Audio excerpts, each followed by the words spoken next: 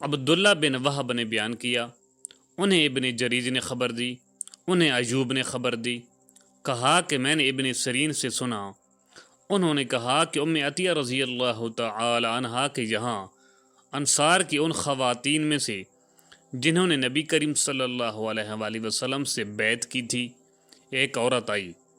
بصرہ میں انہیں اپنے ایک بیٹے کی تلاش تھی، لیکن وہ نہ ملا۔ پھر اس نے ہم سے یہ حدیث بیان کی کہ ہم رسول اللہ صلی اللہ علیہ وآلہ وسلم کی صبزادی کو غسل دے رہی تھیں کہ آپ تشریف لائے اور فرمایا کہ 3 یا 5 مرتبہ غسل دے دو، اور اگر مناسب سمجھو تو اس سے بھی زیادہ دے سکتی ہو۔ غسل اور پانی بیری کے پتوں سے ہونا چاہیے، اور آخر میں کافور بھی استعمال کر لینا۔ غسل سے فارغ ہو کر مجھے خبر کرا دینا۔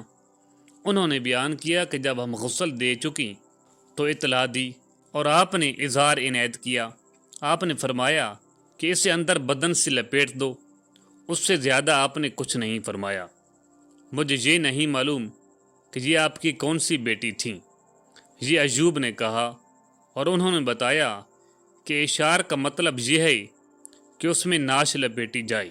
ابن سیرین رحمۃ اللہ علیہ بھی یہی فرمایا کرتے تھے کہ عورت کے بدن پر اسے لپیٹا جائے، اظہار کے طور پر نہ باندھا جائے۔ صحیح بخاری حدیث نمبر 1261۔ سفیان نے بیان کیا، ان سے حشام نے، ان سے ام حذیل نے، ان سے ام عطیہ رضی اللہ تعالی عنہا نے، انہوں نے کہا کہ ہم نے حضرت صلی اللہ علیہ وآلہ وسلم کی بیٹی کے سر کے بال گوند کر ان کی 3 چوٹیاں کر دی۔ اور وکیع نے سفیان سے یوں روایت کیا کہ ایک پیشانی کی طرف کے بالوں کی چوٹی اور 2 ادھر ادھر کی بالوں کی۔ صحیح بخاری حدیث نمبر 1262۔ یحییٰ بن سعید نے بیان کیا، ان سے ہشام بن حسان نے بیان کیا، کہا کہ ہم سے حفصہ نے بیان کیا، ان سے ام عطیہ رضی اللہ تعالی عنہا نے کہ رسول اللہ صلی اللہ علیہ وآلہ وسلم کی ایک صاحبزادی کا انتقال ہو گیا تو نبی کریم صلی اللہ علیہ وآلہ وسلم تشریف لائے اور فرمایا کہ ان کو پانی اور بیری کے پتوں سے 3 یا 5 مرتبہ غسل دے دو، اگر تم مناسب سمجھو تو اس سے بھی زیادہ دے سکتی ہو۔ اور آخر میں کافور جب صلی اللہ علیہ وآلہ وسلم نے یہ فرمایا کہ تھوڑی سی کافور استعمال کرو، پھر جب غسل دے چکو تو مجھے خبر دو۔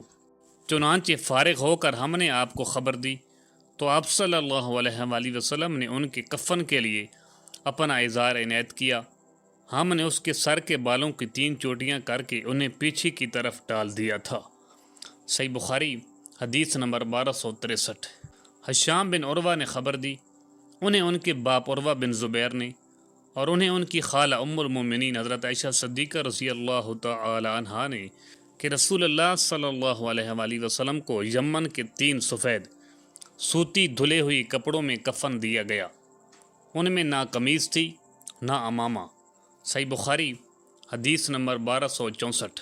ابو النعمان نے بیان کیا، کہا کہ ہم سے حماد نے، ان سے ایوب نے، ان سے سعید بن جبیر نے، اور ان سے ابن عباس رضی اللہ تعالی عنہ نے بیان کیا کہ ایک شخص میدان عرفہ میں احرام باندھے ہوئے کھڑا ہوا تھا کہ اپنی سواری سے گر پڑا اور سواری نے انہیں کچل دیا، یا وقستہ کی بجائے یہ لفظ او قصہ کہا۔ نبی کریم صلی اللہ علیہ وآلہ وسلم نے ان کے لیے فرمایا کہ پانی اور بیری کے پتوں سے غسل دے کر 2 کپڑوں میں انہیں کفن دو، اور یہ بھی ہدایت فرمائی کہ انہیں خوشبو نہ لگاؤ اور ان کا سر چھپاؤ، کیونکہ یہ قیامت کے دن لبیک کہتا ہوا اٹھے گا۔ صحیح بخاری حدیث نمبر 1265۔